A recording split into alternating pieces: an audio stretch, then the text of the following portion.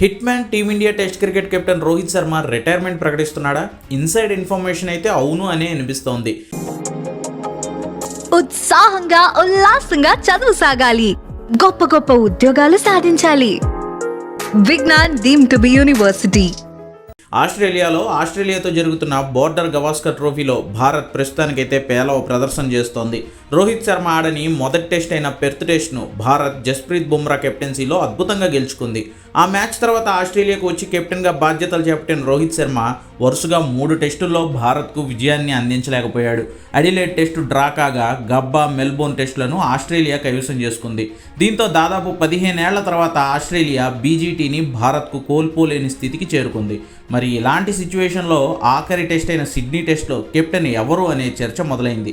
ప్రస్తుతానికైతే సిడ్నీ టెస్టును నడిపించేది hit man అని భావిస్తున్నారు. కానీ ఆ మ్యాచ్ తర్వాత రోహిత్ శర్మ టెస్టులకు రిటైర్మెంట్ ప్రకటిస్తాడనే టాక్ అయితే గట్టిగా వినిపిస్తోంది. ఒకవేళ రోహిత్ శర్మ సిడ్నీ టెస్ట్లోనూ భారత్ను గెలిపించలేకపోతే టెస్ట్ సిరీస్ను కోల్పోవడంతో పాటు వరల్డ్ టెస్ట్ ఛాంపియన్షిప్ ఫైనల్ పైన భారత్ ఆశలు కోల్పోవాల్సి వస్తుంది.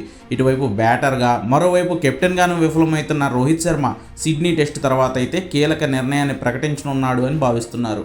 ఒకవేళ రోహిత్ కనుక టెస్టులకు గుడ్ బై చెప్పేస్తే ఇప్పుడున్న ఈక్వేషన్స్ ప్రకారం బుమ్రానే జట్టుకు కెప్టెన్గా ముందుండి నడిపించనున్నాడు.